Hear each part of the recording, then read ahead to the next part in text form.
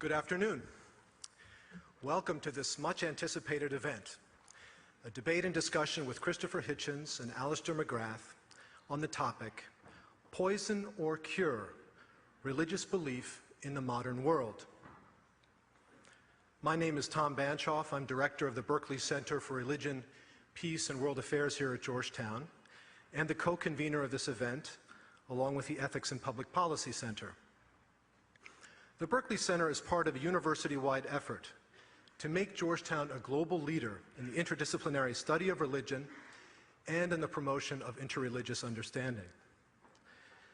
This effort builds off our academic strengths, our location here in Washington, D.C., our international networks, and Georgetown's Catholic and Jesuit identity, an identity that embraces dialogue with other faith traditions and with the wider secular world. What brings us together today is, of course, religious secular debate or dialogue. From one perspective, a kind of intellectual combat.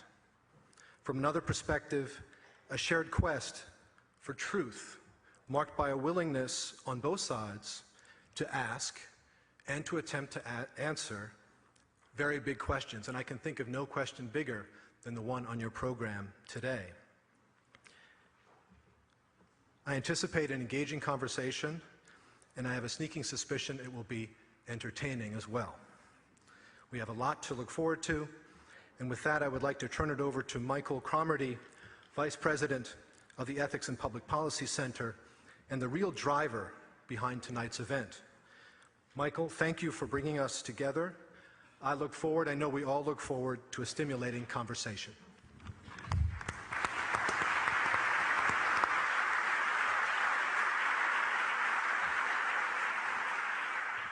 Thank you, Tom. I'd like to begin by saying thank you to President Joya of this wonderful university for allowing us to have this event in this beautiful setting in Gaston Hall. I'm also grateful to Tom and his staff for all their help and work in making this event possible and to co-host it with the Ethics and Public Policy Center. Now, on the back page of your program, you'll see the names of some individuals and some foundations who helped make this event possible. We, of course, are very grateful for their generous support. I'd like to say a few words also about our format. Mr. Hitchens will go first for 15 or 20 minutes, and then be followed by Professor McGrath, who will then have the same amount of time. Then Mr. Hitchens will then have 8 to 10 minutes for rebuttal, and then he'll be followed by Professor McGrath for 8 or 10 minutes. The rebuttals will occur, their presentations will occur from here. The rebuttals will occur from the seats. That way I can moderate. We'll then open it up to questions from the audience, and the way we're going to do that is the following. I believe all of you have been given, I hope, 3x5 cards to write your questions on. They'll be collected by the ushers, and then I will read the questions. Now, there are almost 800 people here. I don't think we'll get to all 800, but we will get to, I hope, a significant amount of them. Now, I would not take time just now to give an extensive introduction of our speakers because you have in your brochure elaborate biographies of each of these gentlemen. And of course, I know you're here because you know their reputations, and that's why you've come. So I would like to begin my introduction of Christopher Hitchens this way, by calling your attention to this cartoon. In an issue this past June, the New Yorker magazine ran the following cartoon. I'll describe it to you. A woman, the wife is sitting on the couch, reading. The husband is walking in the door, and just as he's coming in the front door, a bolt of lightning is striking him right in the back. And the wife says, "I begged you not to buy that book by Christopher Hitchens." Ladies and gentlemen, he bought the book, and so have many others. Christopher's book, God Is Not Great, has been on the New York Times bestseller list now for, I think, over 20 weeks. In introducing Christopher Hitchens, I should at least mention what some others have said about him and his gifts. Here's the London Observer, who has said, he is one of the most prolific as well as brilliant journalists of our time. Or the Los Angeles Times has said this, he is a political and literary journalist extraordinaire. And the New Yorker magazine has said, He is an intellectual willing to show his teeth in the cause of righteousness. And finally, Christopher, you would be interested to know that our mutual friend, the political philosopher Peter Berkowitz, who's here tonight, recently said this about you. Whether you agree or disagree with what he says or writes, Christopher is utterly incapable of ever being boring. Christopher, thank you for coming. We trust you will not be boring.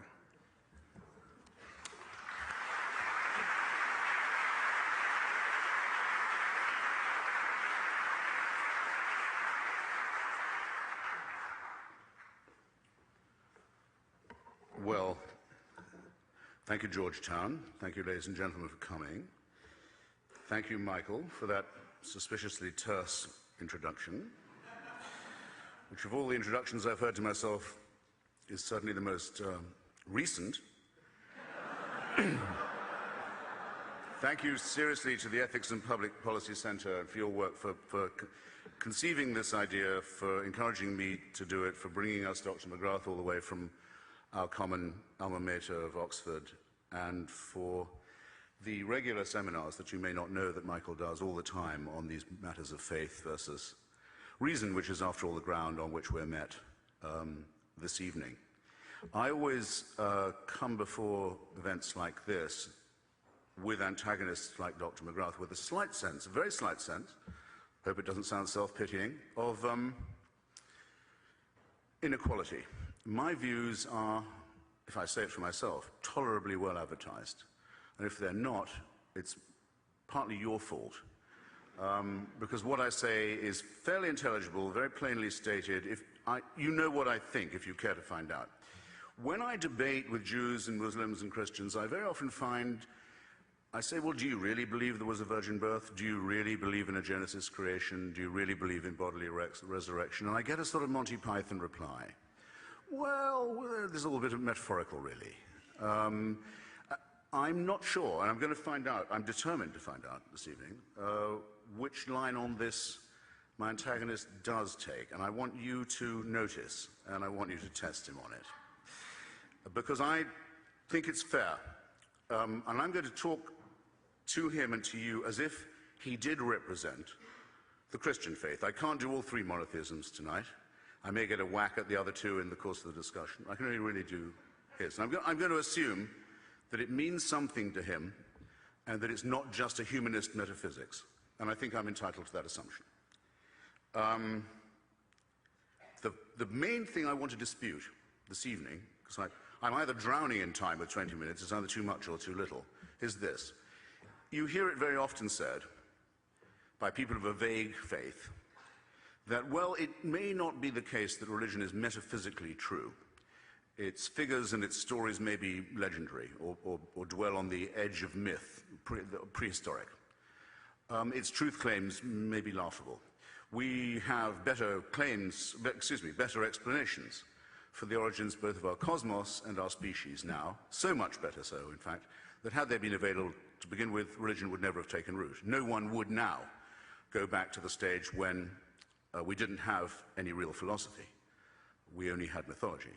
When we thought we lived on a flat planet, or when we thought that our planet was circulated by the sun instead of the other way around, when we didn't know there were microorganisms as part of creation and that they were more powerful than us and had dominion over us rather than we them, when we were fearful, the infancy of our species, we wouldn't have taken up theism if we'd known now what we did then. But allow for all that. Allow for all that. You still have to credit religion with being the source of ethics and morals. Where would we get these from if it weren't for faith? I think if, in the time I've got, I think that's the position I most want to undermine. I don't believe that it's true that religion is moral or ethical. I certainly don't believe, of course, that any of its explanations about the origin of our species or the cosmos or its ultimate destiny are true either. In fact, I think most of these have been conclusively, utterly discredited. But I'll deal with the remaining claim. Is it moral? Again, I can only do Christianity this evening. Is it moral to believe that your sins, yours and mine, ladies and gentlemen, brothers and sisters, can be forgiven by the punishment of another person? Is it ethical to believe that? I would submit that the doctrine of Vicarious redemption by human sacrifice is utterly immoral. I might, if I wished, if I knew any of you, you were my friends, or even if I didn't know you, but I just loved the idea of you. Compulsory love is another sickly element of Christianity, by the way. But suppose I could say, look, you're in debt, I've just made a lot of money out of a God-bashing book. I'll pay your debts for you.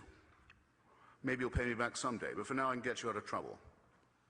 I could say, if I really loved someone who'd been sentenced to prison, if I could find a way of saying I'd serve your sentence, I'd try and do it. I could do what Sidney Carton does in A Tale of Two Cities. If you like, I'm very unlikely to do this unless you've been incredibly sweet to me. I'll take your place on the scaffold. But I can't take away your responsibilities. I can't forgive what you did. I can't say you didn't do it. I can't make you washed clean. The name for that in primitive Middle Eastern society was scapegoating. You pile the sins of the tribe on a goat, you drive that goat into the desert to die of thirst and hunger, and you think you've taken away the sins of the tribe. A positively immoral doctrine that abolishes the concept of personal responsibility on which all ethics and all morality must depend. It has a further implication. I'm told that I have to have a share in this human sacrifice, even though it took place long before I was born. I had no say in it happening. I wasn't consulted about it. Had I been present, I would have been bound to do my best to stop the public torture and execution of an eccentric preacher. I would do the same even now. No, I'm implicated in it. I myself drove in the nails. I was present at Calvary. It confirms the original filthy sin in which I was conceived and born, the sin of Adam in Genesis. Again, this may sound a mad belief, but it is the Christian belief. Well, it's here that we find something very sinister about monotheism and about religious practice in general. It is incipiently, at least, and I think often explicitly, totalitarian. I have no say in this. I am born under a celestial dictatorship which I could not have had any hand in choosing. I don't put myself under its government. I am told that it can watch me while I sleep. I'm told that it can convict me of, here's the definition of totalitarianism, thought crime. For what I think, I may be convicted and condemned. And that if I commit a right action, it's only to evade this punishment. And if I commit a wrong action, I'm going to be caught up not just with punishment in life for what I've done, which often follows axiomatically, but even after I'm dead. In the Old Testament, gruesome as it is, recommending as it is of genocide, racism, tribalism, slavery, genital mutilation, the displacement and destruction of others, terrible as the Old Testament gods are, they don't promise to punish the dead. There's no talk of torturing you after the earth has closed over the Amalekites. Only till when gentle Jesus, meek and mild, makes his appearance, are those who won't accept the message told they must depart into everlasting fire. Is this morality? Is this ethics? I submit, not only is it not only does it come with the false promise of vicarious redemption, but it is the origin of the totalitarian principle which has been such a burden and shame to our species for so long.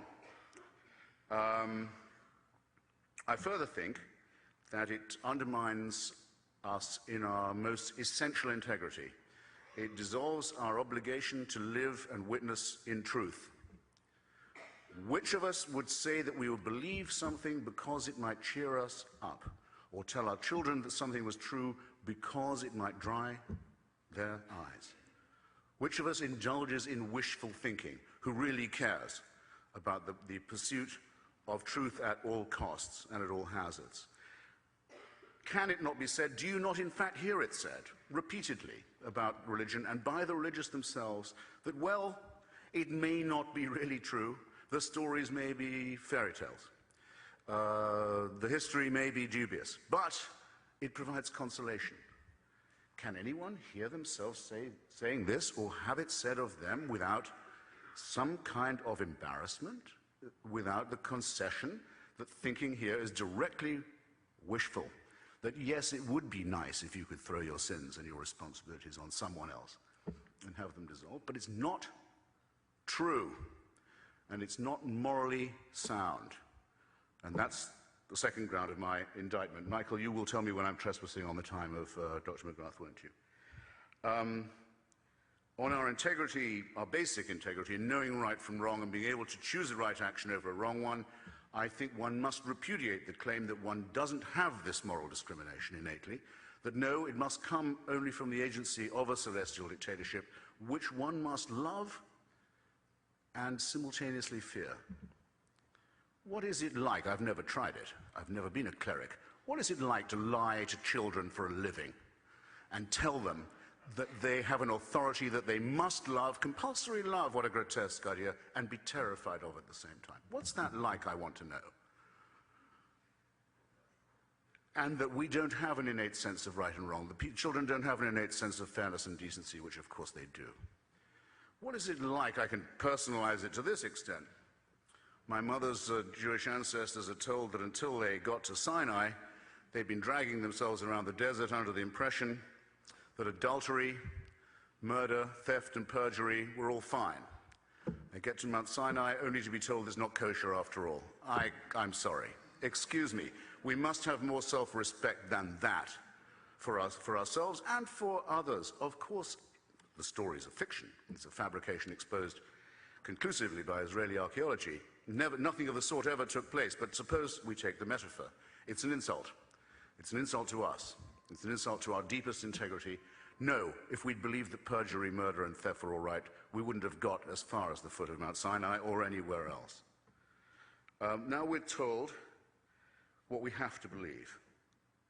And this is coming now to the question of whether or not science, reason, and religion are compatible, or I would rather say reconcilable. The great Stephen Jay Gould, the late great Stephen Jay Gould, said that he believed they were non-overlapping magisteria. You can be both a believer and a person of faith. Sitting in front of me is a very distinguished, extremely distinguished scholar, Francis Collins, helped us to unlock the Human Genome Project, who is himself a believer. I'd love to hear from him. I hope we will hear from him. I don't believe he says that his discoveries in the genome convinced him of the truth of religion. He holds it, as it were, independently. I hope I do you no wrong, sir, in phrasing it like that. Here's why I, a non-scientist, will say that I think it's radically irreconcilable, I'd rather say, than incompatible. I've taken the best advice I can on how long Homo sapiens has been on the planet. Carl Sagan, Richard Dawkins, many others, and many discrepant views from theirs, reckon it's not more than 250,000 years, quarter of a million years. It's not less either. I think it's roughly accepted. I think, sir, you wouldn't disagree. 100,000 is the lowest I've heard. And actually, I was about to say, again, not to sound too Jewish, I'll take 100,000. I only need 100,000. Call it 100. For 100,000 years, Homo sapiens was born, usually, not usually, but very often, dying in the process or killing its mother in the process. Life expectancy probably not much more than 20, 25 years. Dying probably of the teeth after that, very agonizingly, near to the brain as they are, or of hunger, or of microorganisms that they didn't know existed, or of events such as volcanic or tsunami or earthquake types that would have been wholly terrifying and mysterious, as well as some turf wars over women, land, property, food, other matters. You can fill in, imagine it for yourself, what the first few tens of thousands of years were like. And we like to think, learning a little bit in the process, and certainly having gods all the way, worshipping bears fairly early on, I can sort of see why. Sometimes worshipping other human beings, big mistake. I'm coming back to that if I have time. This and that and the other thing. But exponentially perhaps improving, though in some areas of the world very nearly completely dying out, and a bitter struggle all along. Call it 100,000 years. According to the Christian faith, heaven watches this with folded arms for 98,000 years, and then decides it's time to intervene. And the best way of doing that would be a human sacrifice in primitive Palestine, where the news would take so long to spread that it still hasn't penetrated very large parts of the world. And that would be our redemption of the human species. Now, I submit to you, ladies and gentlemen, That is what I've just said, which you must believe to believe the Christian revelation, is not possible to believe, as well as not decent to believe. Why is it not possible? Because a virgin birth is more likely than that. A resurrection is more likely than that. And because if it was true, it would have two further implications. It would have to mean that the designer of this plan was unbelievably lazy and inept, or unbelievably callous and cruel and indifferent and capricious. And that is the case with every argument for design and every argument for revelation and intervention that has ever been made. But it's now conclusively so because of the superior knowledge that we've won for ourselves by an endless struggle to assert our reason, our science, our humanity, our extension of knowledge against the priests, against the rabbis, against the mullahs who've always wanted us to consider ourselves as made from dust, or from a clot of blood, according to the Quran, or as the Jews are supposed to pray every morning, at least not female or Gentile. And here's my final point, because I think it's coming to it. The final insult that religion delivers to us, the final poison it injects into our system. It appeals both to our meanness, our self-centeredness, and our solipsism, and to our masochism. In other words, it's sadomasochistic. I'll put it like this. You're a clot of blood, you're a piece of mud, you're lucky to be alive. God fashioned you for his convenience, even though you're born in filth and sin. And even though every religion there's ever been is distinguished principally by the idea that we should be disgusted by our own sexuality. Name me a religion that does not play upon that fact. So you're lucky to be here, originally sinful and covered in shame and filth as you are. You're a wretched creature. But take heart. The universe is designed with you in mind. And heaven has a plan for you. Ladies and gentlemen, I close by saying, I can't believe there is a thinking person here who does not realize that our species would begin to grow to something like its full height if it left this childishness behind, if it emancipated itself from this sinister, childish nonsense. And I now commit you to the good Dr. McGrath. Thank you.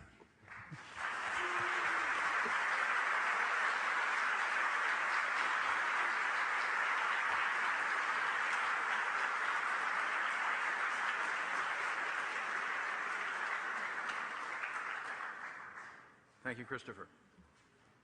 Well, besides what you can read in his bio in your program, I should let you know that Professor McGrath holds two Oxford doctorates, one a Doctor of Divinity for his work on historical theology and systematic theology, and another Doctorate of Philosophy for his work on molecular biophysics. Here's what Publishers Weekly said recently about his work. Dr. McGrath has distinguished himself as a historical theologian and as a generous and witty writer who brings to life topics that would turn to dust in others' hands. We're especially grateful that Professor McGrath has traveled all the way from Oxford last night to join us for this evening. Thank you, Dr. McGrath.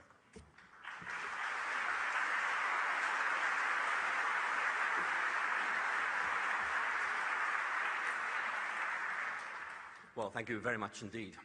It's a huge pleasure to be here at Georgetown this afternoon. Now, someone had told me when I was growing up that I'd be here at such a distinguished place as Georgetown talking about atheism. I'd have been extremely surprised.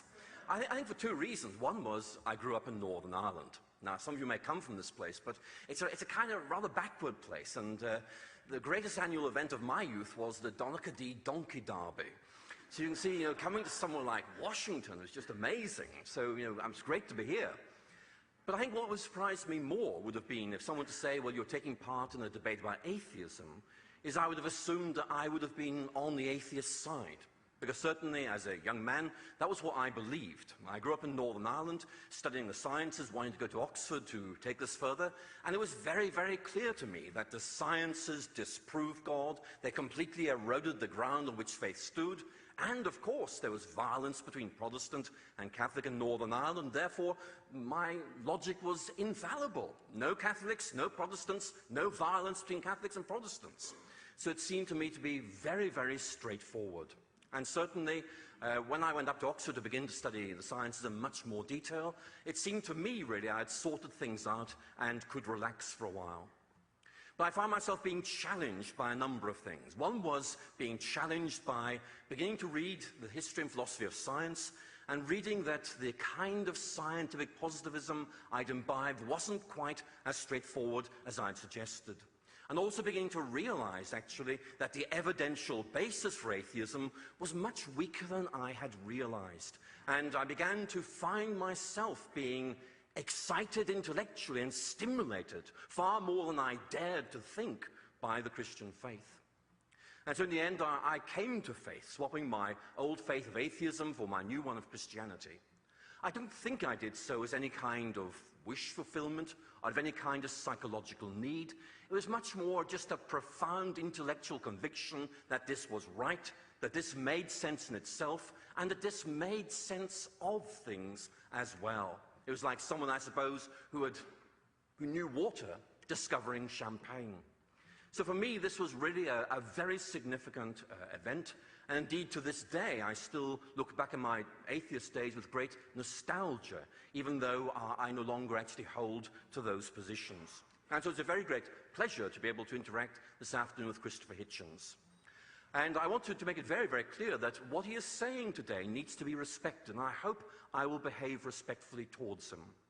I want to offer some points of disagreement, some points of challenge, some points of agreement, and also some genuine points of curiosity to try and get our conversation underway.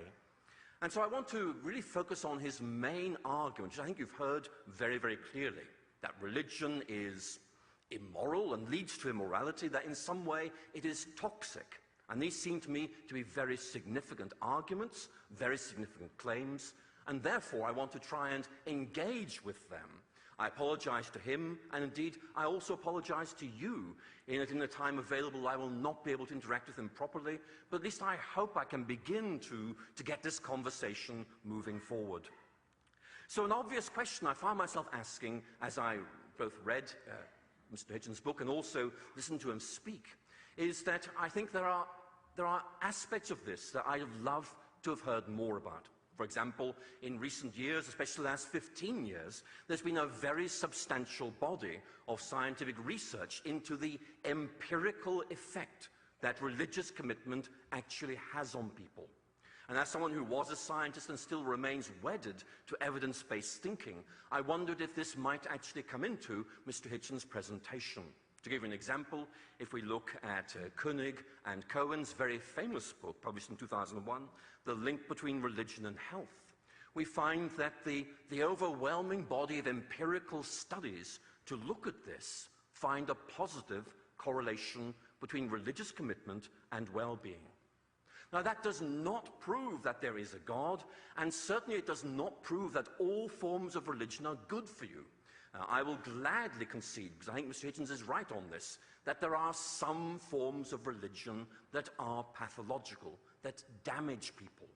But there's a need, I think, for a real discussion about what is pathological and what is normal, about what is the center and what are the fringes. And that, I think, also extends to Mr. Hitchens' analysis of the impact of religion in general. He makes the point, and I think I want to say he is right to make this point, that religion has done much damage in history. I regard that point as being beyond contradiction, and it seems to me that every one of us here this afternoon needs to say that is right. But I think we need also to go further and begin to explore. And the kind of questions I would like to open up for discussion would include these. Yes, religion has done damage. But is this typical, or is this a fringe element? Who are the normal people? Who are the fanatics? And it seems to me there's a real need to try and make this kind of adjudication. I grant the history is there, that there have been some awful things done. But as Michael Shermer, who's president of the Skeptic Society, wrote in a book, How We Believe, some years ago, for every one of these atrocities, which must cause all of us deep concern, there are 10,000 unreported acts of kindness, generosity, and so forth arising from religious commitment. And trying to get this balance right seems to me to be of enormous importance. What is the fringe? What is the center? So that's one point I think I'd like to open up for further discussion. But I'd also like to try and just make a more general point, and that is that I think worldviews in general, whether they are religious, irreligious, whatever they are, have the capacity to animate people to the extent that they feel they must go and do things which many of us would regard as morally reprehensible. We see this in the Soviet Union, a rather grim period in modern history, where we find, for example, Lenin having said basically that there is no higher authority by which he may be judged, feeling able to, I quote, authorize the protracted use of brutality against religious believers.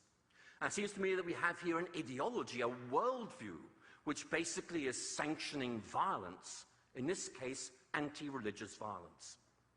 Now, I would not argue from that this shows that atheism in general, or atheists in particular, are violent people.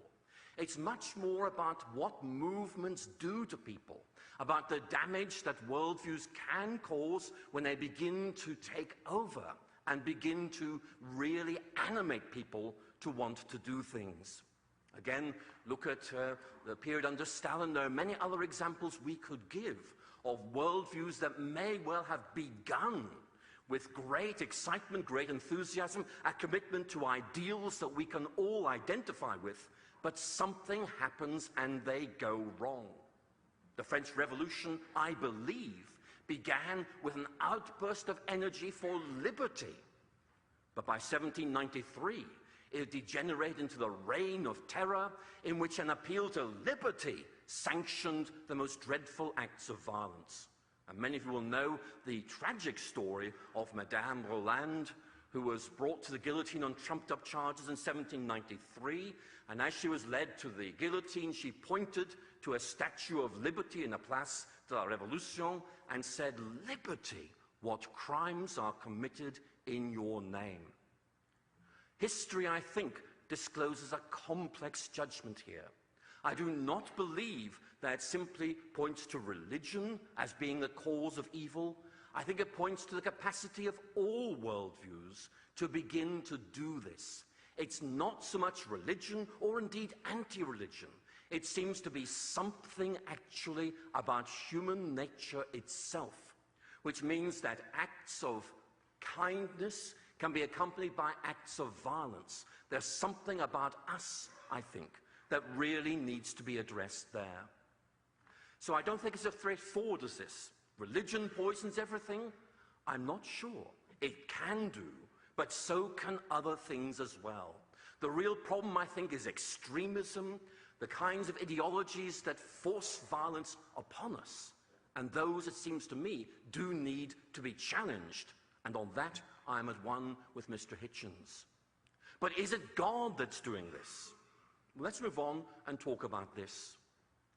Clearly, a very important question here is how we know what God is like. Can you imagine God saying, "Go and do violence to someone"? Well, I think some could quite easily. But I speak from a specific perspective, namely that of a Christian theologian. And for Christianity, the identity, the nature of God is disclosed in Jesus of Nazareth. He is the image of the invisible God. He is the fulfillment of the law and the prophets. And when we look at Jesus of Nazareth, we see something, I think, that is very, very challenging. We have one who refuses to do violence. Even in Gethsemane, when some want to raise swords to defend him as he's about to be betrayed, he bids them put their swords down. Jesus does not do violence, but he has violence done to him. And the point I want to make is that your vision of what God is like has a profound impact on what you think God is urging you to do. And it seems to me that if one is a good Christian, then one is going to take the vision of what God is like and what God wants us to do that we find disclosed in Jesus with the utmost seriousness. Now, let me make it absolutely clear. I concede, and I may well be one of these, that there are many bad Christians around who fail to live up to this vision.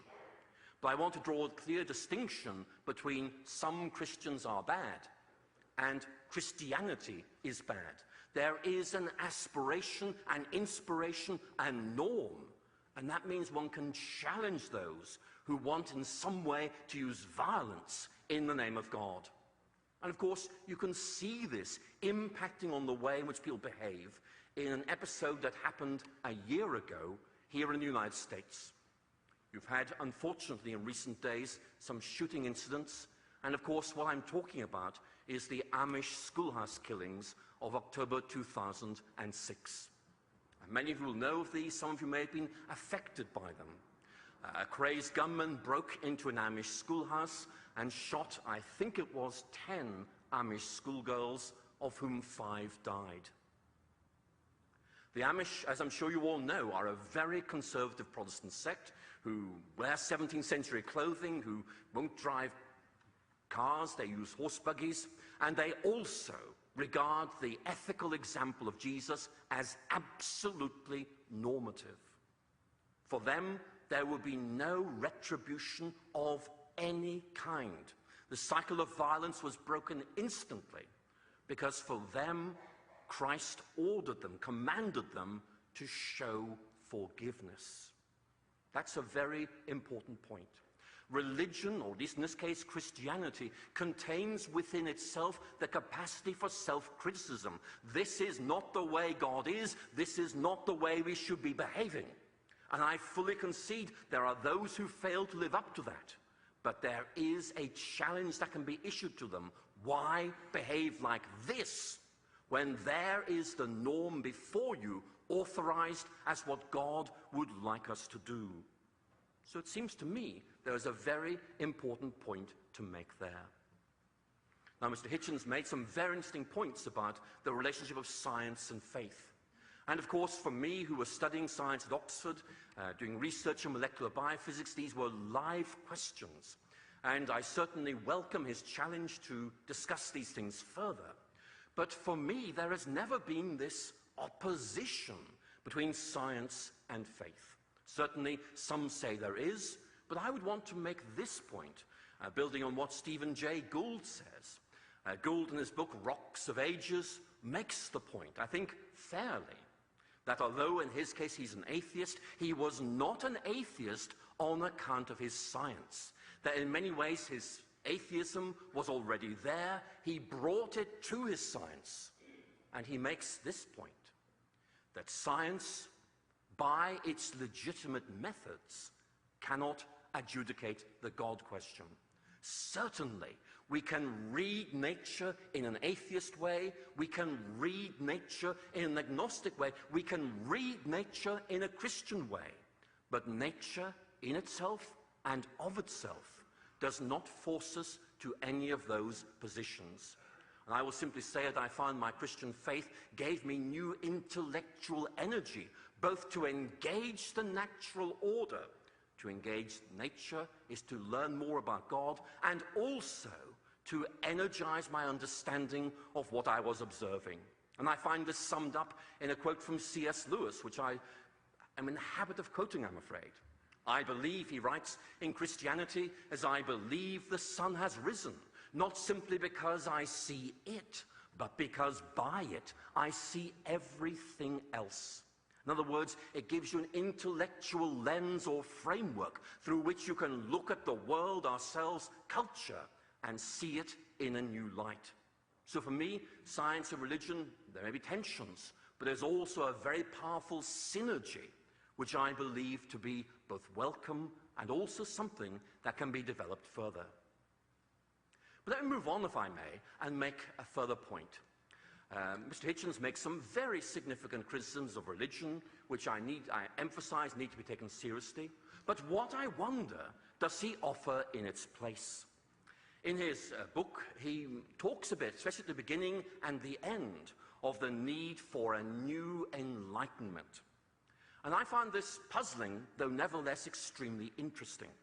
I find it puzzling because, for me, as an intellectual historian, the Enlightenment really had been left behind us as being, in the view of many postmodern critics, a worldview that led to intolerance, and a worldview that actually generated the potential for conflict and violence. You all know why postmodernity moved away from modernity on that point.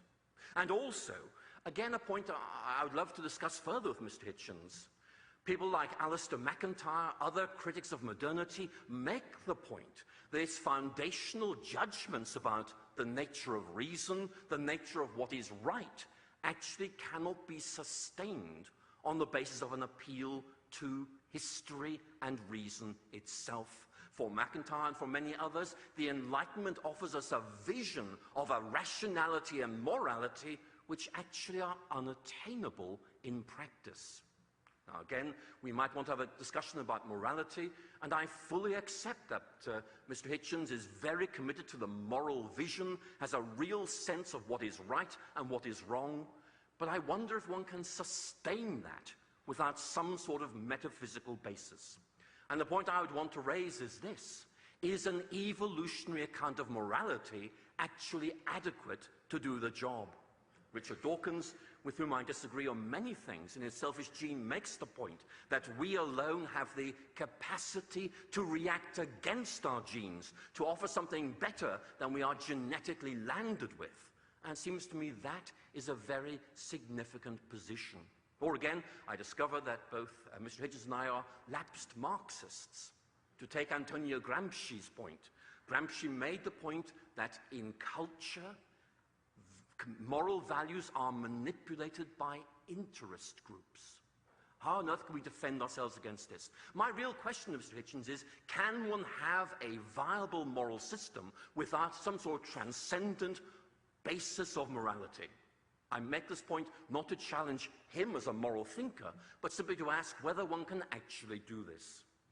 So I must end, and I do so, if I may, by telling you a story based on my own Northern Ireland. The story is told of two Catholic nuns who were driving along one night when they ran out of gas. They realized they'd passed a gas station about 100 yards back, so they decided to walk back and fill up with gas. They rummaged about in the back of the car, and they found a glass container which would do the job. Unfortunately, it was a medical specimen jar with the word urine written all over it. But it was all they had. They went back, filled up, and went to the car and started to pour this into the gas tank. A Protestant farmer drove by on his tractor, and he looked at them in utter astonishment. And he said, "Ladies, I don't think much of your religion, but I certainly admire your faith." And as I hear Mr. Hitchens speak, and I enjoyed his writing, I find myself wondering if he too is a man of faith, a man who believes that even though we cannot absolutely justify certain beliefs, nevertheless we can trust them. He says, our beliefs are not beliefs, but I think they are. And the real question for me is, in a world where reason and science do not deliver what we once thought they did, on what can we base our lives if we are to know that we are truly living the good, the beautiful, and the true life? Thank you very much.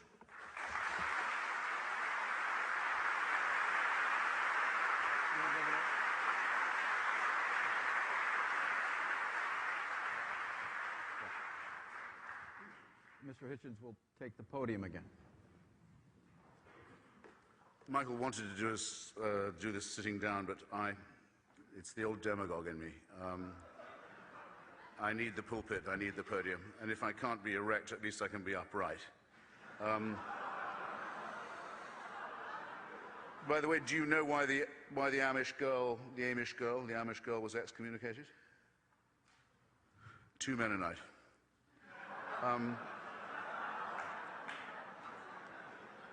Look, I'm going to take the doctor's excellent points in order, if I may, and you will, I'm sure, have minds orderly enough to recall the order in which he made them. On the empirical evidence, so-called, adduced, that a religious faith can lead to greater health and well-being, I, in a sense, do not doubt it. In other words, I can easily imagine that those who think they are the special object of a divine design feel better for thinking so. I just think it's going to be very important for anyone claiming this to see the dismaying trapdoor that is right under their feet. If you're going to claim this for one, how are you not going to claim it for all? Do we not hear incessantly that the Hamas organization in Gaza is a provider of welfare to the poorest of the poor? Have we not heard this? Do we not hear that Louis Farrakhan's crackpot racist organization, the Nation of Islam, gets young people off drugs? For all I know, it's true.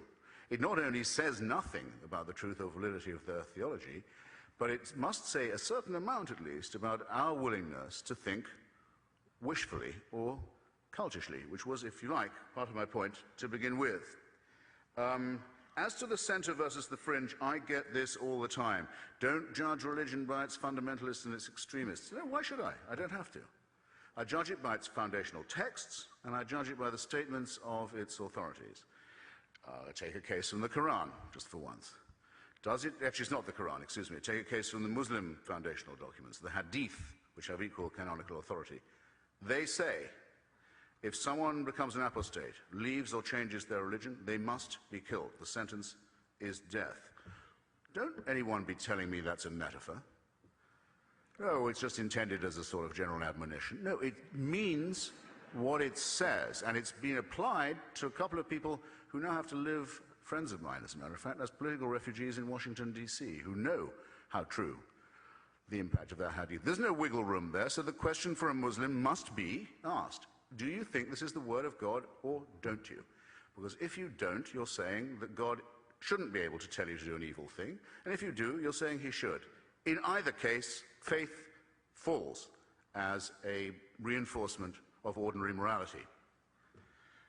Recently, Dr. McGrath is a member of the Church of England, the Anglican Communion, the Episcopalian Communion, what George Herbert, my favorite religious poet after John Donne, the sweet mediocrity of our native church was how he referred to the See of Canterbury. Everyone thinks it's the mildest of all. It not only calls itself a flock, it looks very sheep-like. However, the Bishop of Carlisle recently, tipped, I'm told, to be the next Archbishop of Canterbury, said that the floods in northern Yorkshire that devastated a large part of England in the summer and killed and dispossessed a large number of people were punishment for homosexuality. Now, to connect meteorology to morality seems to me, I have to say, flat out idiotic whichever way you do it. If there was a connection between meteorology and morality, which religion has very often argued that there is, I don't see why the floods hit northern Yorkshire. I can think of some parts of London where they would have done a lot more good. Just as the hurricane that devastated New Orleans, we found punishment for sin, as it must have been, left the French Quarter alone. You have to make up your mind on this. You either think God intervenes or he doesn't. I'm clear. I say, I don't think so. Will Dr. McGrath say that he does intervene and that we can tell when he does, or will he not say so? You have to ask him. You have to hear his answer. Does he say sometimes intervenes? Or does he say he moves in mysterious ways? My position is clear. His remains, I think, distinctly opaque. It was the Archbishop of Canterbury, Geoffrey Fisher, who said the following, that a nuclear war, thermonuclear war, would only hasten our transition into a more blessed state into which we were bound to eventuate anyway. If I had told you that remark and asked you to guess, you would have said Mahmoud Ahmadinejad said it, or some other fanatical, verminous mullah. No, the Archbishop of Canterbury said it, and why shouldn't he? Because another immoral and sinister thing about religion is that lurking under it at all times, in every one of its versions, is a desire for this life to come to an end, for this poor world to be over. The yearning, the secret death wish that's in all of it, let this be gone, let us move to the next stage, is present at all times, unless it's repudiated, which I invite Dr. McGrath to do. But if he does so, I don't see in what eschatological sense he can claim to remain a Christian. And he can't take it a la carte. If you claim or accept the one version, you have to accept the other. If it's true in general that religion does one thing and some people do good from it, then you have to accept all the wicked acts that are attributable to it as well. And I think you'll find that those don't quite equalize at the margin, depressing though that conclusion would be. I have a challenge, which I have now put in print on the Christianity Today website, in Holy Blossom Synagogue in Toronto the night before last, in many other places, and on the air and on the web, and it's this. If it's to be argued that our morality, our ethics can be derived from the supernatural, then name me an action, a moral action, taken by a believer, or a moral statement uttered by one that could not have been made or uttered by an infidel, an unbeliever. I have tried this everywhere. On a large number of people, I've not yet had even one reply. But if I was to ask you, can you think of a wicked action that could only have been performed by someone who believed they were on an errand from God? There isn't one of you who would take 10 seconds to think of an example. And what does that tell us? I would say it tells us a lot. And here's the bogus answer to it, that was only very gently mentioned by Dr. McGrath this evening. Well, what about atheist nihilism? What about atheist cruelty? What about 20th century totalitarianism? I take this seriously enough to have put a chapter in my book about it, available, by the way, at fine bookstores everywhere. And I can only summarize it now, and I'll do so as tersely as I can. First, fascism, the original 20th century totalitarian movement, is really, historically, another name for the political activity of the Catholic right wing. There is no other name for it. Francoism, Salazarism, what happened in Croatia, in Austria, in Bavaria, and so on. The Church keeps on trying to apologize for it, can't apologize for it enough. It's the Catholic right, Mussolini. You can't quite say that about Hitler, National Socialism, because that's also based on Nordic and pagan blood myths, leader worship, and so on, though Hitler never repudiated his membership of the Church. And prayers were said for him on his birthday every year till the very end, on the orders of the Vatican. And all of these facts are well known, and the Church still hasn't found another way to apologize for that enough. And whatever it is, you can call that, you can't call it secular. You may not call it secular. By the way, Joseph Goebbels was excommunicated from the Catholic Church. 50%, according to Paul Johnson, the Catholic historian, of the Waffen-SS were confessing Catholics. None of them was ever threatened with excommunication, even threatened with it for taking part in the final solution. But Joseph Goebbels was excommunicated for marrying a Protestant. You see, we do have our standards. Now, okay, moving to Marxism, moving to Leninism. Okay, in Russia in 1917, for hundreds of years, millions of people have been told the head of the state is a supernatural power. The Tsar is not just the head of the government, not just a king, but he stands between heaven and earth. And this has been inculcated in generations of Russians for hundreds of years. If you're Joseph Stalin, himself a seminarian from Georgia, you shouldn't be in the totalitarianism business if you can't exploit a ready-made reservoir of credulity and servility that's as big as that. It's just waiting for you to capitalize on. So what do? Well, we'll have an inquisition for one thing. We'll have miracles for another. Lysenko's biology will produce 4 harvests a year. We'll have heresy hunts. We'll tell everyone they must be grateful only to the leader for what they get, and they must thank him and praise him all the time.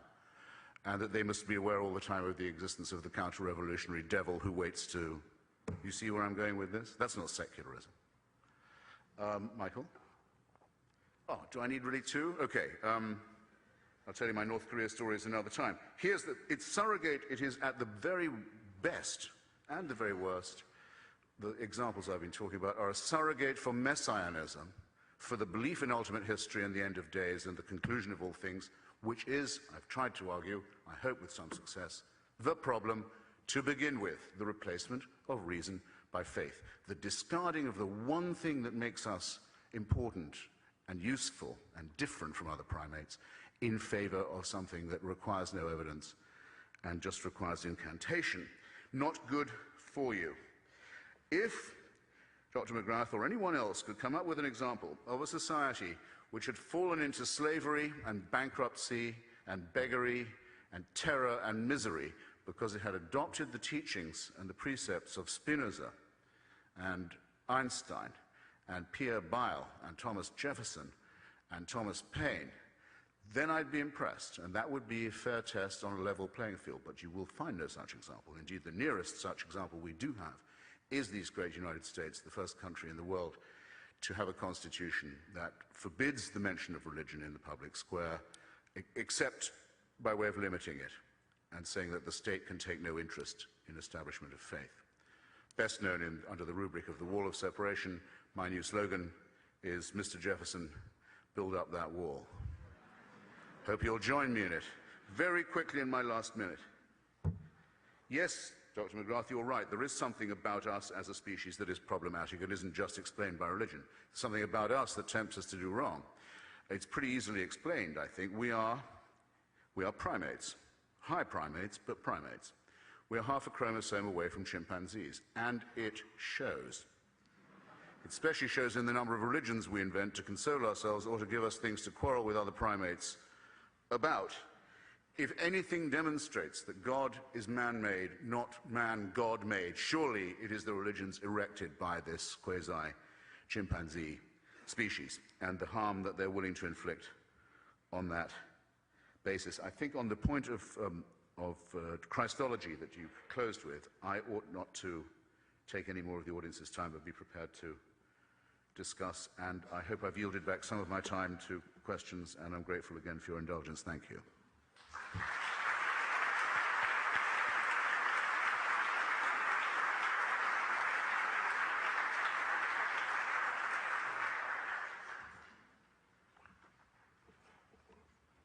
Well, Mr. Hitchens posed quite a few questions for me in his opening address, and so let me just begin to wrestle with them. What do I think about the resurrection? Do I think it as being metaphorical? Well, I'll tell you what I think, and you can make up your own minds about this. I think the resurrection is a historical event, something that happened in history, was seen as intriguing, but not obviously interpreted as something of dramatic significance. The key question was not simply the history, but also its meaning. And so in the New Testament, for example, we see debates taking place around the time of the resurrection, which are primarily concerned, what does this mean? In other words, something seems to have happened, but it's a historical event. What is the overall meaning of this event? And so for me, that second question begins to emerge as being of major importance. And in the New Testament, we see a number of ideas beginning to emerge. The most important of these is that in some way, Jesus had been demonstrated to have some sort of relationship with God that validated his teaching. In other words, that authorized him to speak with authority on what God was like. It's a bit like, interpreting something like Caesar crossing the Rubicon.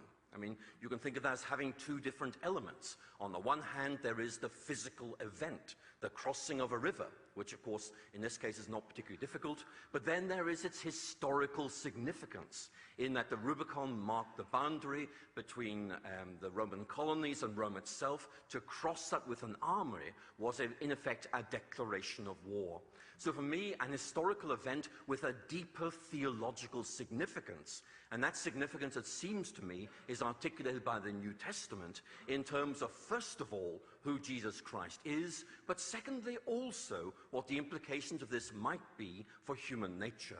And of course, the Christian hope of eternal life, the very strong New Testament declaration that we are people who have hope, is very much grounded on that particular idea. Now, Mr. Hitchens moved on and began to talk, I think, very interestingly about God as a celestial dictator. And again, I think that is a very significant idea. Now, certainly, I hear what he's saying, but for me, God is a celestial liberator. And I wonder if we have a very different perspective on this same event. Is there a real difference here which we can justify in terms of metaphysics? Or is this simply a different perspective on how we see things? Mr. Hitchens clearly is emphasizing that religion can do some bad things, and I want to say that I believe he is right to alert us to that and to avoid any uncritical evaluation of religion. But there is this deeper side, which I do want to just emphasize. The New Testament talks about the truth setting you free. It talks about the glorious liberty of the children of God. And maybe we've lost that. Maybe somehow we've bound this up with all kinds of rituals and so on, so have lost sight of it. But as you read the New Testament, I think, there is this outburst of energy, of liberation, that something has happened, which has transformed the human situation, brought hope, and at the same time liberated us from fear of death, and also to do some very good things. Certainly we fail, certainly we fall. But for me, I think the idea of God as celestial dictator is one that I don't really recognize myself, although I can see where it's coming from. And Mr. Hitchens then went on and issued a very powerful challenge against religion as any form of wishful thinking that provides consolation. And again, he makes a number of points that I think are perfectly fair. One of these is that wishful thinking is precisely that. It's what we would like to be the case. It bears no relation to what actually is the case. And also, he makes the point that consolation is, well, I put it like this, it's for losers, isn't it? Certainly when I was an atheist myself, I very much took the view that religion was for mad, bad, or sad people. And certainly you can see that emphasis on consolation would correspond very well with that third group. But I think there are some points we need to look at. The historical roots of this argument go back to Ludwig Feuerbach in the year 1841, when he wrote his very famous book dealing with the essence of Christianity. And in that book, he argues very lucidly along the lines Mr. Hitchens indicated, that people believe in God because in some way this is about their aspirations, their hopes, their longings being actualized, when of course there is no God to believe in. It's simply we wish it were like this, but we know it's not, and we're in denial. So belief in God is seen as the projection of some imaginary figure on some transcendent screen. Now I think Feuerbach does make an important point, but I want to make 2 points in response. Number one, the fact that we might wish something to be true certainly does not make it true, but the fact that we wish something to be true does not make it false for that reason. I mean, for example, you can hear my voice is beginning to dry up, and I would very much like there to be some water, and there is still some left, I'm pleased to say. But the point is, my desire does not negate the reality. Thank you very much indeed.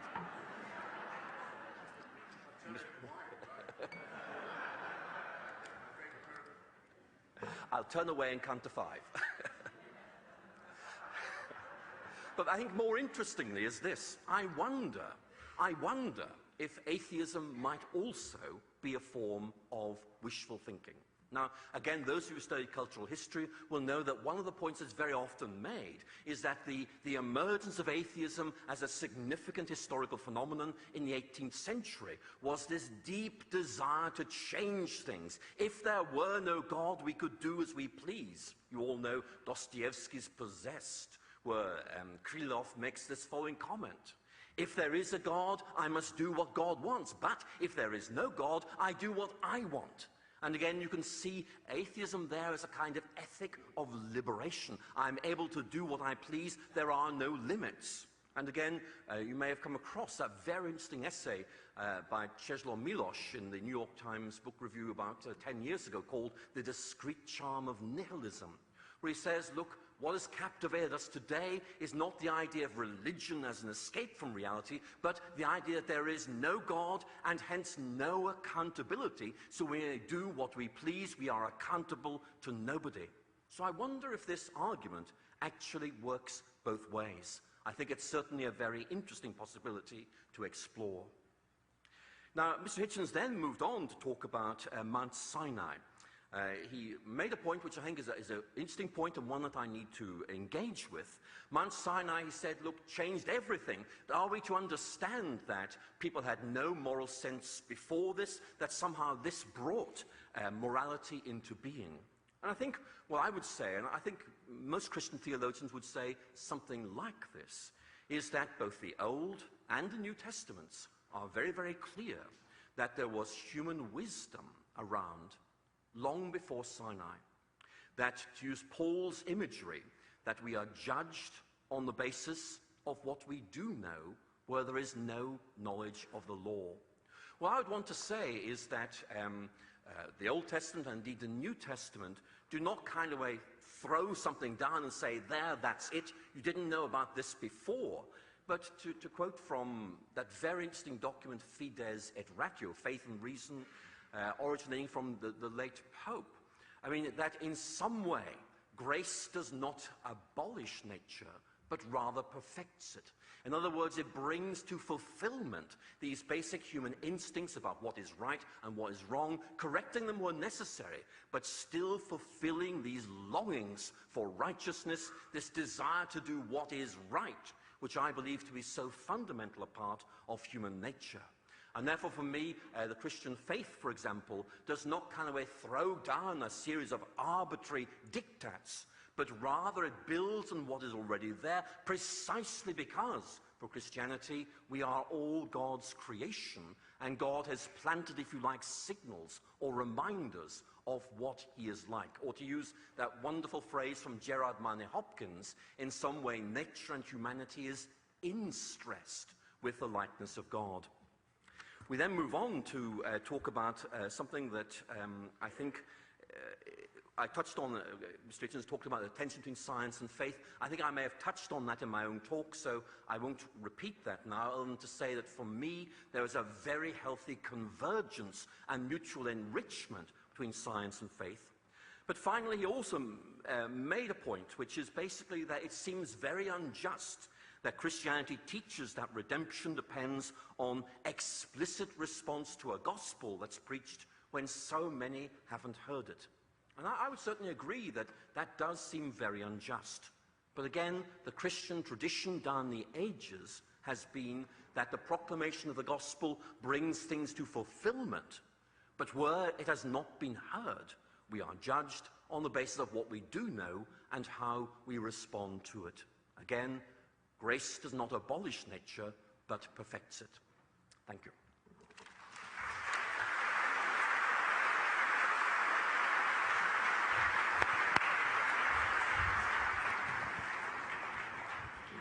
Well, thank you, gentlemen. This is where we now have a conversation.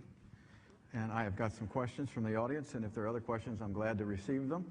But I have some here. The first question, obviously, is for you, Christopher. Since Mr. McGrath has just finished, I would put the question to you, which is, if God does not exist, on what basis can anyone say this action is right or this action is wrong? So whoever asked that only just came into the room, right? I mean, I can't believe that I didn't say what I thought about it. But I won't repeat it, because actually what Dr. McGrath just said I thought was unusually good on this point. You'll recall what he said on the Dostoevskian matter. If God exists, we have to do what he says. If he doesn't, we can do what we like. Now, just apply this for a second in practice and in theory. Is it not said of God's chosen people, and is it not said to them by God in the Pentateuch that they can do exactly as they like to other people?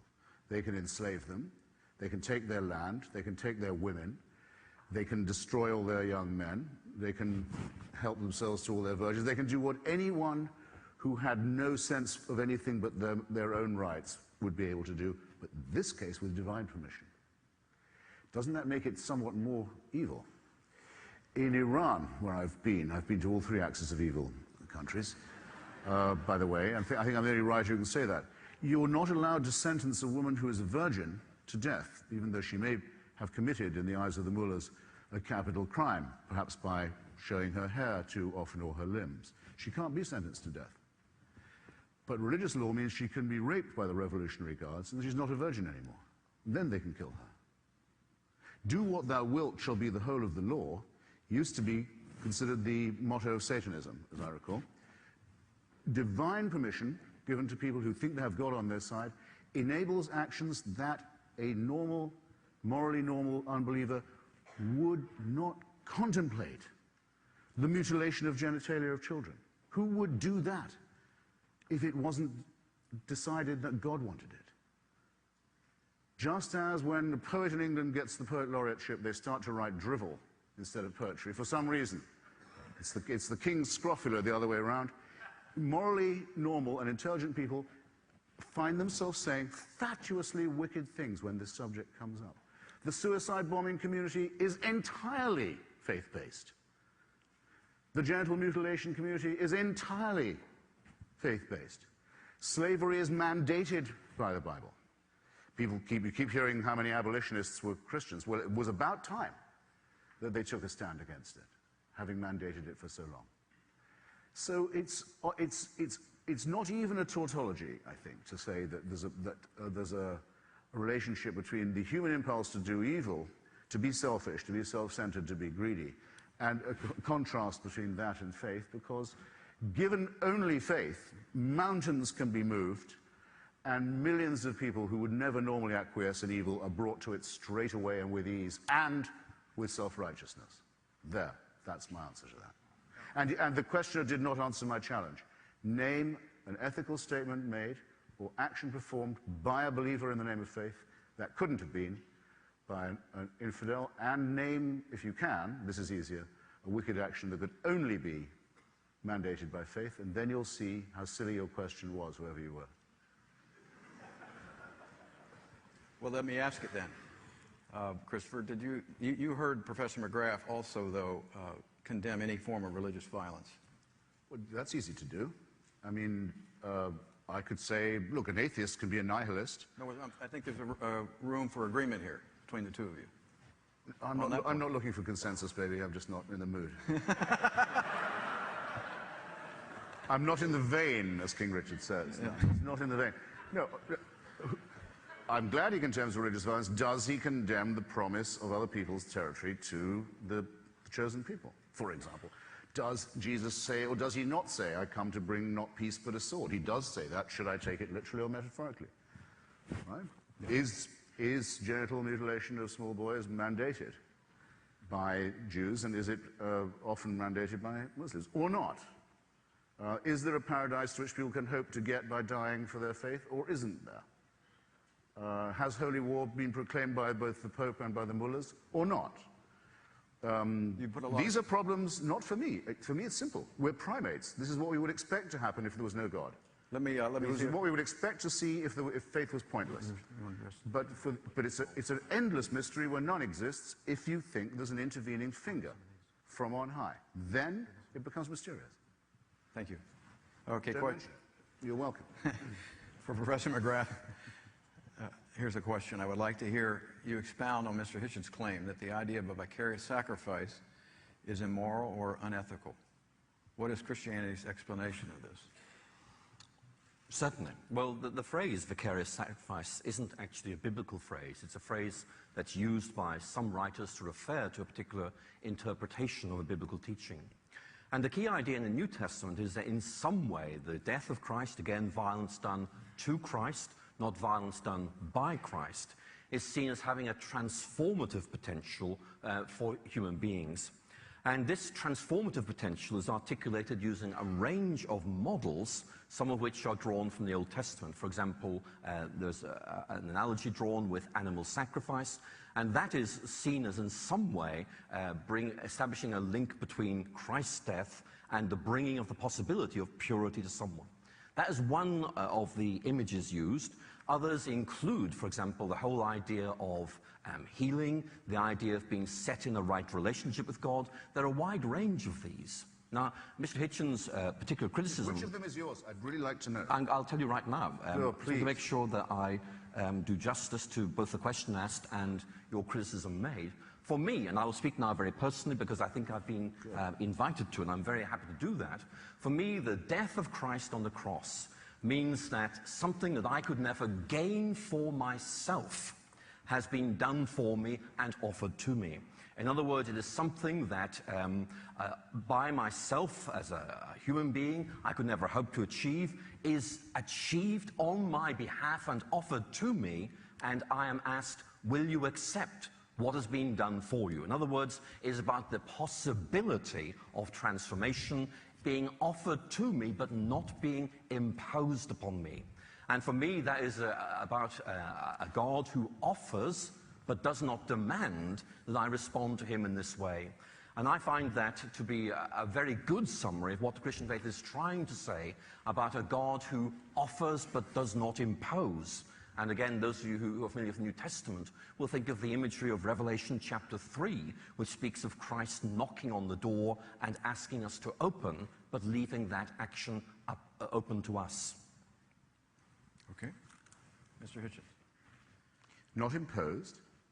Did you really say not imposed? What if you reject this offer? What have you been told for centuries by Christians? If you reject this offer that took place by means of a torture to death of a human being that you didn't want and should have prevented, if you could. What if you reject the offer? If you accept it, you can have eternal life and your sins are forgiven. Oh, great. What a horrible way to abolish your own responsibility and get your own bliss. I don't want it. Oh, you don't? Well, then you can go to hell. This is not imposed. This hasn't been preached to children by gruesome elderly virgins backed by force for centuries. This hasn't poisoned whole societies.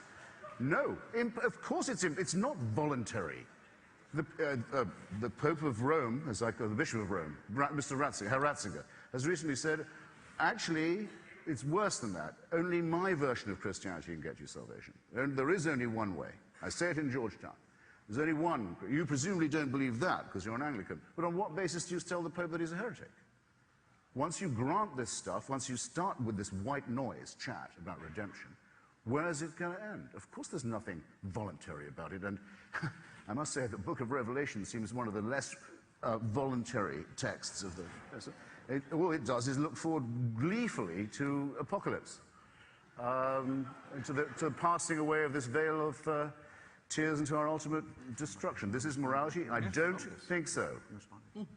Well, I think I could just build on that, because I think a very interesting line of discussion has opened up here.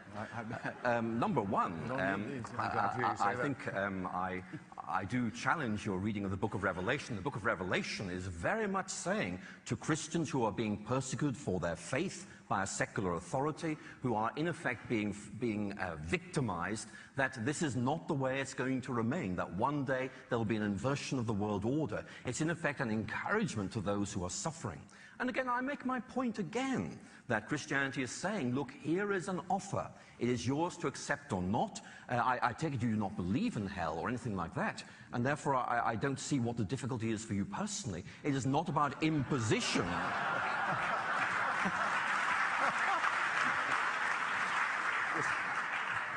But you're in the right church but the wrong pew. I mean, of course I've emancipated myself from all that nonsense. I wish you would do too. I'm saying, what is the belief?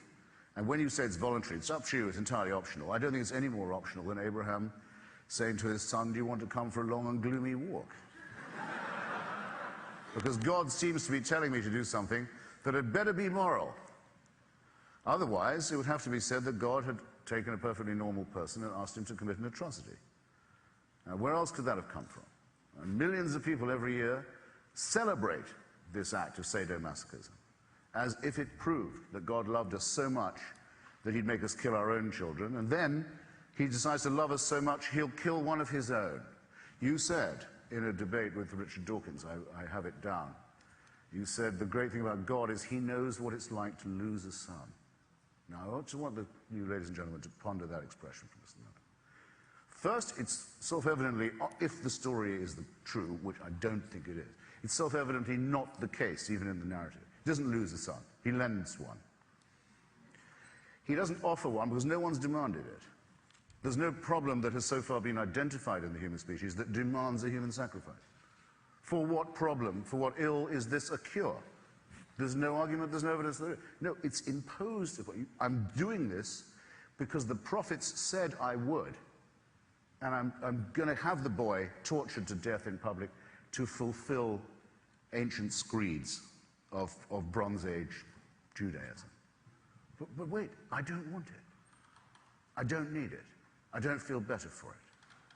I feel very uneasy about it. Well, that's a pity, because then you're going to be cast into eternal fire. This is no way to talk. I don't like to be addressed in that tone of voice. So I have to all this, I have to return a slight non-serviam, if I may be so bold, and take my chances morally. That's the more ethical thing to do. Don't want torture, don't want human sacrifice, don't want authoritarian bloodlettings, smoking temples and altars, incantations of priests and around all that. Don't want it, can't think of a single thing it will make better about our, Let me see, Professor our McGrath, veil of tears. Oh yes, by all means. Yes. Sorry if I bang on a bit about this. No, don't worry, I'll interrupt. Go ahead. I don't want those things either, and I think that nobody here really would. I think that one can interpret these things in these ways. You do, and I appreciate that. But I want to make the point there are many other ways of looking at these within the Christian tradition, and that it's very important to say that there are other ways of making sense of this, and I think we need to get some of them on the table For me, and again, I'd want to emphasize this point, the Christian vision of God is not a God who leaves us on our own, but a God who chooses to enter into time and history where we are in order to make possible for us, if we want it, a transformation of our situation. After 98,000 years I don't see any... of abstention. I don't see any need to say this leads to torture or anything like that. If it does, that needs to be challenged. But the point for me is this is about something being offered to us with enormous potential for change. Let me ask a question of Mr. Hitchens. As someone who considers himself a high primate, it seems strange that you would consider loving and witnessing the truth an obligation. Would you explain how a soulless primate can have any obligations? Well, it's a question one often asks oneself. For example, why do I care? Why do I mind about other primates? I think I know that because I hope that they will, at the very lowest, I would say, because I hope they'll mind about me in return. I mean, I'll give you an example. Why should they? Why indeed? Why does one do the right thing, or what one hopes is the right thing, when no one's looking?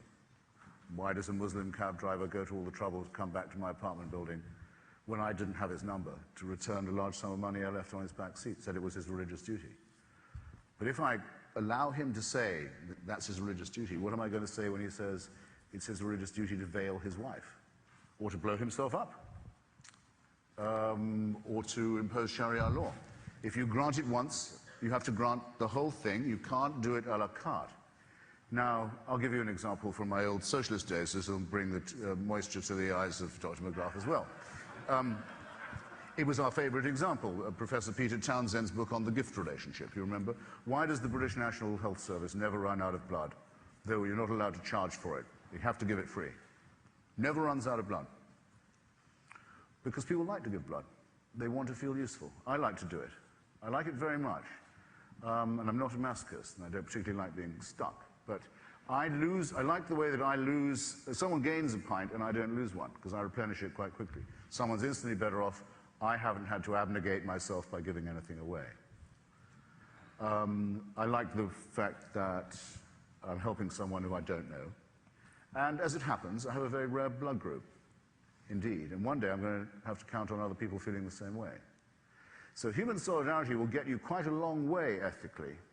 And there's every reason why that should be in our genes, in our, so to speak, inscribed. We wouldn't have got this far if we didn't have these qualities. To say we couldn't have them without celestial permission seems to me to be simply slavish. And if we're all made in God's image, then how come there are so many sociopaths who don't notice the existence of other people, or so many psychopaths for whom it's a positive pleasure to inflict pain?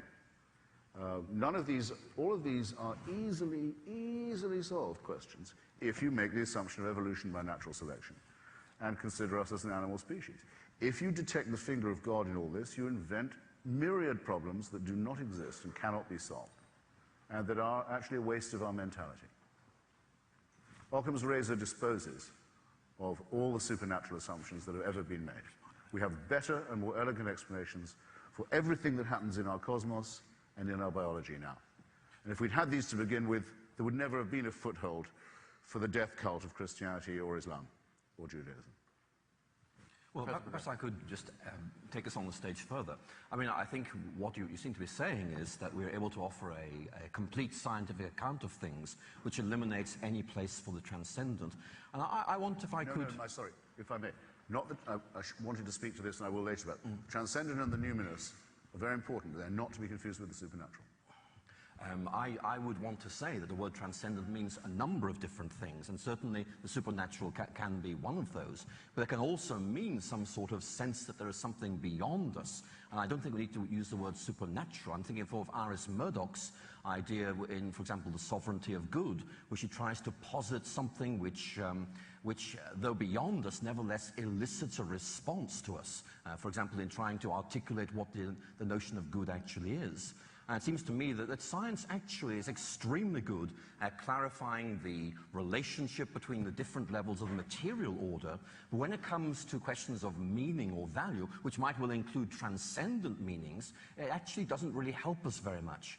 And so I would want to suggest that actually science offers us one level of explanation of the way things are, but it does not prevent us from adding extra levels of meaning on top of that. And it seems to me that that is one of the reasons why one can talk about the dynamic interaction between science and religion, because they are certainly engaging with the same reality, but they're offering different perspectives or different levels of engagement with that same thing. You have a response to that a bit? No. I think it should stand alone. No, next, I would say. Yes, okay. Professor McGrath, this is the next question. You said that acts of violence in the name of God come from the fringes of religion. But God has ordered many acts of violence, for instance, in the Old Testament, that killed thousands. Is God on the fringe of his own religion? Well, clearly the way that question is phrased actually, in effect, answers itself. I would not wish to set it out quite like that, and therefore I'd like to try and offer an answer which goes like this. I'm a Christian, and obviously I read the Old Testament. And one of the questions is, how on earth do I make sense of those passages which seem to, at least on the face of it, authorize acts of killing and so on, which I personally find very, very disagreeable. And for me as a Christian, as I was saying, a fundamental theme here is that Christ is the fulfillment of the law and the prophets. In other words, not simply that he brings to fulfillment their intentions, but that in some way he is authorized to show us what these are really meant to be like. In other words, that there are other interpretations, but these are relativized or placed to one side because of who Jesus is and what he did. And therefore I would want to look at the Old Testament through this lens and say that I believe it allows us to look at these passages and challenge the most natural interpretations. For me, one of the great themes of Christian history is the idea that, of what you might call progressive revelation, that we gain a firmer understanding of what God is like as time goes on, and above all, for example, through the revelation of Christ. And again, whether you're a Protestant or a Catholic, you might talk about the continued guidance of the Holy Spirit, or indeed continued reflection on the part of the Church, but the engagement of Scripture is dynamic and ongoing. It's not really something that's been ended in the past. Okay, for Mr. Hitchens. Sorry, can I comment on that just briefly? Or yes, you sure was can. I not invited to do so? Please do so. Don't let me... Well, I mean, some of the early Christian church fathers, I think, you'll correct me if I'm wrong, I think Marcion was among them, did contemplate starting a movement that was just basically Christian, based on what was understood or believed about the apparent, very opaque brief life of Jesus of Nazareth, and not inherit, not force upon themselves, as St. Paul had suggested, the ghastly, gruesome Jewish books of the Old Testament, to start again. I think they might have done better to do that, because having decided that they inherit all that, they do inherit, in particular, the most wicked and immoral doctrine of the lot, which is original sin in Adam and the expiation by the sacrifice of children, human sacrifice of children, than which I don't think any morally normal person can think of anything more repulsive. So that it is, I'm afraid, innate that there is to be cruelty and violence and fanaticism in the religion, and the responsibility is not expiable. Bizarrely, I mean, many people think, well, the Old Testament is true, it's full of bloodletting, it recommends genocide, extermination, slavery, or dispossession, all of these things. The New Testament is more meek and mild. I've given you my comment on that.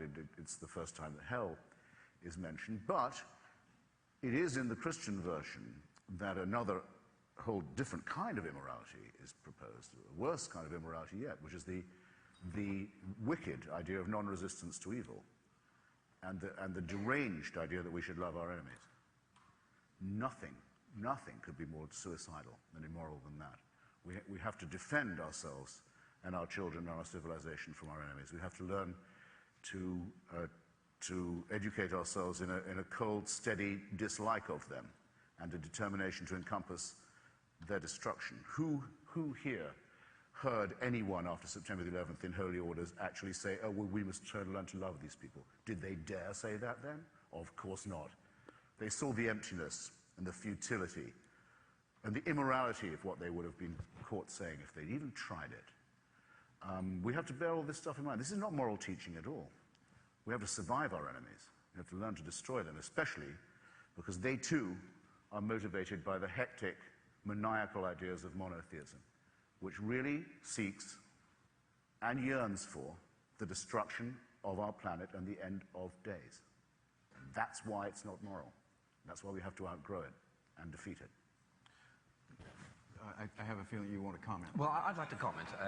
First of all, I do not think that the principle of trying to love your enemies leads to these things at all. I think it, if anything, leads to the obviation of violence. It does not mean we have to ignore moral issues. It means that we see these people as human beings, as someone who, in effect, bears the same flesh and blood as us. And it may mean that we want to try and resolve the issue, saying we believe you are wrong, but it's also trying to avoid dehumanization. And it seems to me this really is a very significant question I'd like to pursue. That, I mean, I may have misunderstood you, but what you seem to be proposing is to see your enemies in dehumanized form.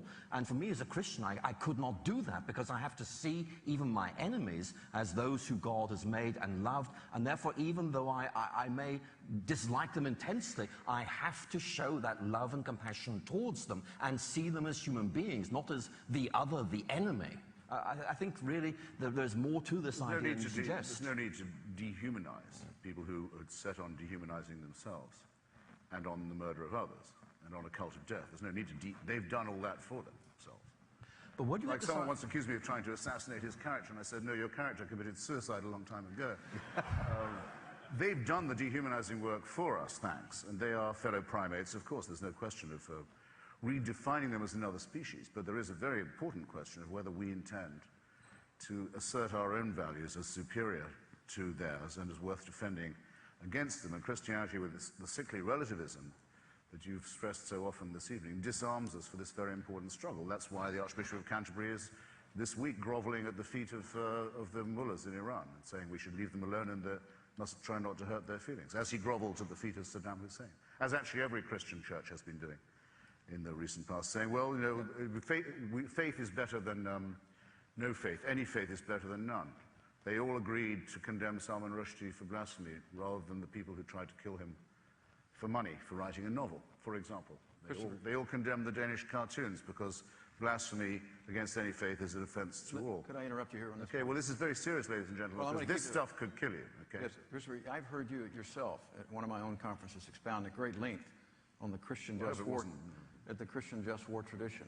You seem to have left that whole rich tradition out of what you just covered. Yeah, but I think the Christian just war tradition is a nonsensical tautology. It says that you can only go to war when you're sure you're in the right, when you're sure you can win, when you're sure the violence is going to be proportional and so on. You can't know any of this. Aquinas couldn't have known it, nor could the later thinkers about it like Grotius. They couldn't have known. They said, wouldn't it be nice? It's just wishful thinking again. I know a just war when I see one. And we're engaged in one now. And our faith-based forces are about as much use as the Pope's bulls in this struggle. Well, we're getting a little off course here, but... I know. I had a feeling it might come up. I wanted this to come up. You know, we've actually gone overtime, and I feel like we could stay till about 10 o'clock, but... I'm not in a hurry. I've got no... My mission statement is I won't go till if anyone can claim that I didn't answer a question. So, well, there are a lot of people here. Well, I'll be on the steps outside having a smoke and a miniature. We were going to go 15 minutes over. Well, it was for you, but I'll tell you what, I'll let you comment on this, and then we'll let Professor Graff make some final comments, and then I think we can be in agreement we should do this again. I think we just got started. Would you both be agreeable to doing that? Sure. Mm-hmm. You all would come back, wouldn't you?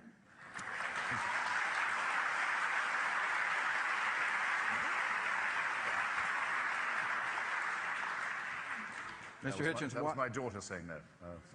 Why would, Mr. Hitchens, why would scientific discoveries about the origin of the universe obviate the existence of God? Well, they don't in and of themselves, but I just would submit, I really will be quick this time, and I know I've been a little verbose up till now. The likelihood that what Edwin Hubble saw through that telescope, the red light escaping at speeds that none of us here are capable of really imagining, towards the ultimate expansion and collapse of the universe and the heat death of the whole thing. That all that happened so we could be sitting here is, to me, in the very, very highest degree, improbable. That a process of evolution by natural selection just on our own tiny little planet, which in its own tiny little solar system is the only one on which life can be supported. Everywhere else, just in our little system, all the other rocks are either much too hot or much too cold to support life, as is much of our planet, which we know has for a long time been, not recently either, on a climatic knife edge, and which is still cooling. Only one. And on this planet, 99.8% of every species that ever evolved died out. This is an extraordinary way, I think, to make sure that Homo sapiens comes to Georgetown. It is only the most extraordinarily self-centered species could imagine that all this was going on for our sake. That's why I don't like people saying that their religious faith is modest or humble. It's the reverse. It's unbelievably solipsistic. And that's why you get people apparently abject, much too abject for my taste, like Mother Teresa. Oh, I'm so humble I can hardly bother to feed myself, But out of my way because I'm on a mission for God. No. This is arrogance, as a matter of fact, and it claims to know what it cannot know. I could say that Einstein was right when he said, the miracle is, of the natural order, the miracle is there are no miracles. Understand this paradox. The natural order doesn't interrupt itself. The sun doesn't stand still at midday. God doesn't catch a child as the kid falls out of a window, or heal lepers randomly. And none of that ever happens. The miracle is there's a force that holds it all together that's consistent and unvarying. That's wonderful. Okay, he may show there's a mind somewhere in the universe. But to say we know what that mind is, to move from the deist position to the theist one, we know what God wants us to eat or not eat. We know in what positions he wants us to make love or with whom. We know his instructions on it, is an unbelievable piece of conceit.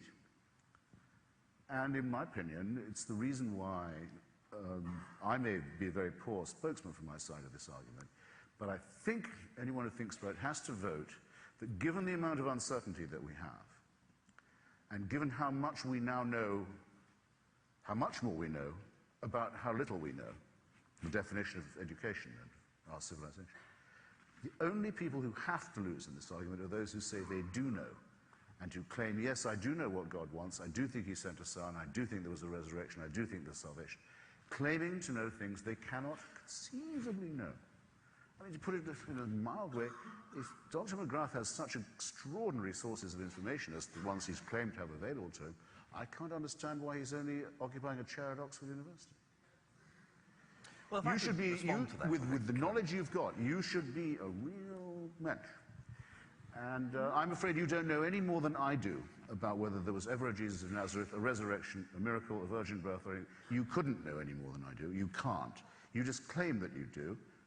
I'm afraid that means, I think, that you lose this round. Well, if I could respond,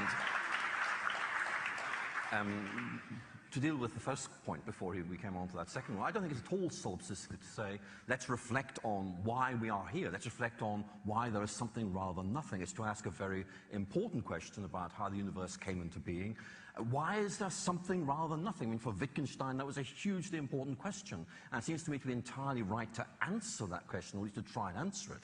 On my own status, I mean, I appreciate very much the compliment you pay, but I'm simply making the point that all of us are interpreters of what we observe.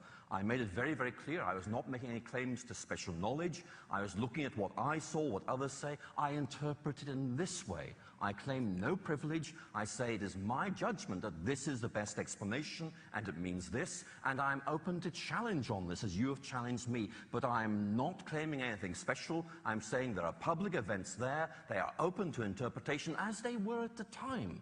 And the issue really is, what is the best explanation of those? And I think that is a legitimate debate. I've made it very clear what my conclusion is. I've made it clear it is a matter of faith, and I cannot prove this. But I've also suggested that whatever judgment we make on this is actually a matter of faith.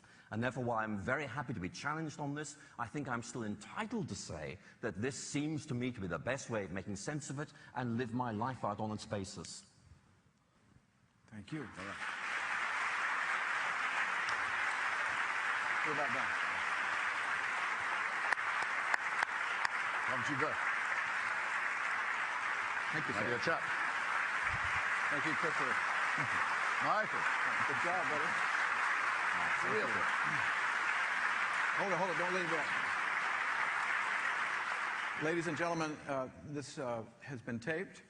It's been videotaped. There'll be a DVD. It'll be up on the internet site of the Ethics and Public Policy Center, we think, by sometime next week. So we encourage you to go to that site, and if you want to watch it again or tell your friends about it, feel free. Again, I want to underline, I think we ought to do this again. Sure thing. Yes, sir. Inshallah.